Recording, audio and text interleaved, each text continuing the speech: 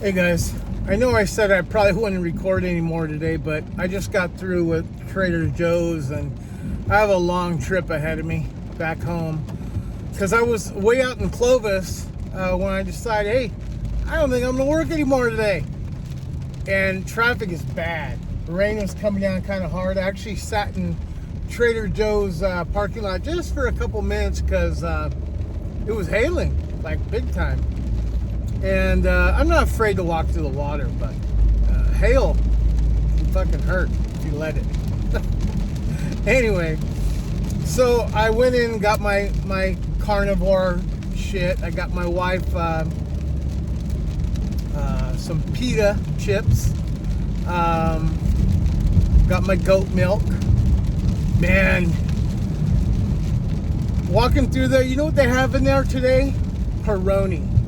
I don't know if you guys ever heard of Peroni, but it's an Italian beer. I kind of call it like Italian Heineken, right? It's kind of has that similar taste to it, but to me it's better. Like Peroni is the kind of beer that when I go have Italian food, that's what I want with it. It's like, you know, you go to a Japanese teppanyaki, you want Asahi or Sapporo, right? You go to a Mexican restaurant, you want Corona or Modelo. It's like one of those, it's the nostalgia of it, but Peroni's a real good beer. Anyway, very inviting, but I did good, guys. I didn't touch it. And even though I'm taking the day off, obviously, I'm not going to have any fucking alcohol. So, because I'm going to be headstrong on this carnivore diet, and let me tell you why. I'm going to take the slow route so I can talk. It dawned on me, you know, I was kind of pondering this problem I have with alcohol and how I'm trying to transition into, like, you know, a better minded, kind of healthier person. And it dawned on me that most of my problems in life since, you know, probably the last, I don't know. When did I break up with my first wife? Let's say 16, 17, 18 years. The last, let's just say 18 years of my life, I think my biggest problem has been alcohol, you know. Some days or some years I was more of a drinker than others, but I noticed that it was kind of like a pendulum. You know, I drink too much, I have problems. Those problems lead to more drinking, and so on and so on. And I realized the last, you know, I'd say 10 years, it's been worse. And then when I have gotten into like these alcoholic slumps, I make stupid decisions. Like I've left good jobs. Now, this last one that I left, it was a toxic environment. I was set up to fail as soon as they hired me. They wanted to hire me, or somebody wanted to hire me to take the fall for a bunch of shit. And I never got any love there from the very beginning. So that whole thing, it was nice to put on a resume. Hey, for 10 months I was a supervisor for a warehouse. Yeah, and I loved the job. That's what sucked. I loved the job. I liked the people that worked under me, and I even liked my boss's boss. But there were a few people there that were just like I wanted to put a hurt on them. You know what I mean? And I just decided to walk away. But before that, I had another job. It was the whole reason I left the job before last was because, you know, I got kind of a promotional position as a supervisor. So yeah, of course I'm gonna leave. But I have regrets for leaving that place because I was kind of happy there. You know, there was some, you know, toxicity there too, but it wasn't all that bad. I kind of regret leaving because I bet I'd be just fine there right now. But anyway, I had left when I worked for the water utility company here in town. I worked there for almost 13 years. And I was going through an emotional slump then too. And I wasn't happy. I needed a change in my life, and I just had this harebrained idea to go do something. And I decided to retire. I left on, good terms. I decided to retire, and I went to go try something out, and it didn't work out. And so I essentially had to start over again. And that's where I, went to one company. I was happy, and then I left to go to another company because I wanted to be a supervisor. Well, here I am driving Uber, and I'm like, man, I miss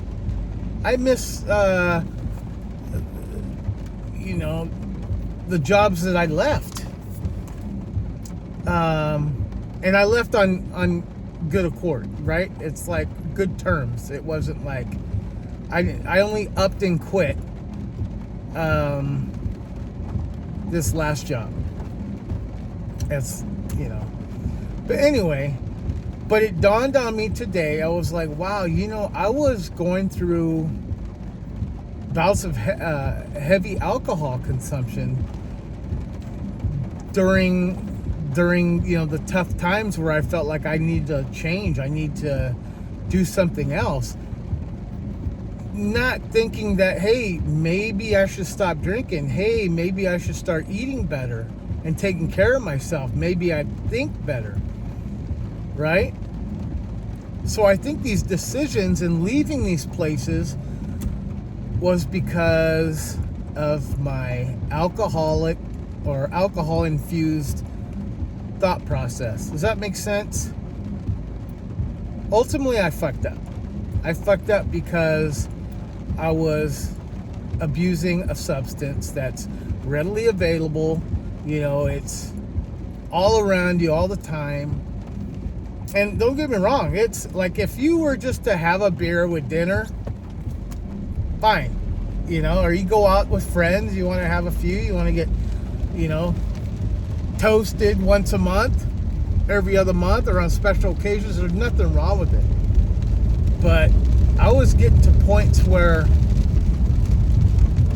that's all I thought about, right? Lately, basically the last year or so, I've gotten so bad, like I just can't wait to drop off my son at his mom's, or I can't wait till everybody goes to bed so I can look at my phone and get drunk. And so, so alcohol has been the root of all evil, and all my, stupid decisions, later on in life. And it sucks because it's embarrassing because I'm 51 years old. Like, these are things that I should be going through in my 20s, and then you learn, you calm down. But I let this substance take over my life. It's a parasite. I don't believe it's a disease. People say, alcoholism is an addiction, it's a disease. No, it's an addiction. The disease is us. It's we want to feel good, right? We want to feel better, and when times get tough, we want to just take our minds off of it. And so we use things like, watching a movie, or reading a book, or smoking weed, or doing heroin, or like my mom pretty much killed herself on pain pills, right? She didn't have the right support, and I feel guilty about that. But I'm in my own hell right now, and I don't know. It's kind of lifting, though. It's lifting, meaning like in the aspect of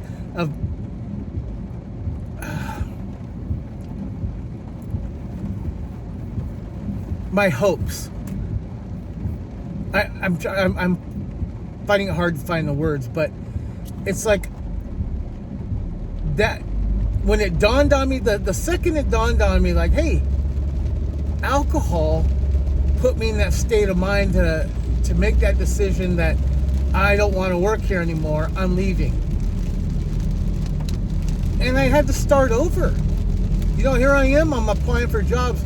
Now, it wasn't all bad, okay? I went and got my bachelor's degree in that time. right? I went back to school, so at least I got that going for me, and it qualified me for a ton of stuff. But the economy, not having right connections, not having the right opportunities, it's like I'm looking for a job now, and I want to be in a better state of mind, and I think alcohol has held me back for a lot of my, a lot of years. It's robbed me from positive things. And when that popped in my head, like, hey, I'm where I'm at right now because of alcohol, it was like, boom, like a light went off in my head, and like, holy shit. It's reassurance in my mind, in my heart, that I'm doing the right thing by kicking it to the curb and kind of, changing my health, my lifestyle, my health status, like, and it's motivating in a way, Yeah, I fucked up. I had to take a few steps back, but it's not like I can't keep going forward from here on out. It's embarrassing. It's embarrassing because while people my age are successful and they're like enjoying their life, and I've been held back by substance abuse, and I never thought I would be that person. But in reality, it's not always genetic. I mean, I don't know if I buy that or not. It could just be environment. I think environments have more to say about how you end up than genetics. Because, case in point, my father was an alcoholic. I think he still is, to be honest. Anyway, my mom was addicted to pain pills. That's what killed her. But I have certain attributes. I don't know what the word is, but there are certain things about me that, kind of remind me of my parents, but we're different, I don't always think the same as they did. But, it's like, it's not like it didn't have like some kind of effect, them being my parents genetically, but I don't buy it being 100%. Because I think it's in all of us. I think being addicted to something, it's not just about alcohol. It's not just about pain pills. Right? It could be anything that affects you financially or your kind of well-being. I mean, there are people who get addicted to gambling. I mean, is that a disease? I don't know. How about shopping? How about the girl that spends all her husband's money on Amazon buying shit? Is that a disease? I don't know. I think we all have this thing in us that we want instant gratification. We want pleasure. We want to feel good, right? I'd rather be addicted to shopping than alcohol, because alcohol just makes you more poor and you feel like shit the next day. Whereas at least when you're addicted to shopping, you have something nice to show for it, But I don't know. I have mixed feelings about whether it's genetic or not. But all I know is my mom had a problem, my dad had a problem, and I have a problem. So, incidentally, my stepdad died of alcoholism.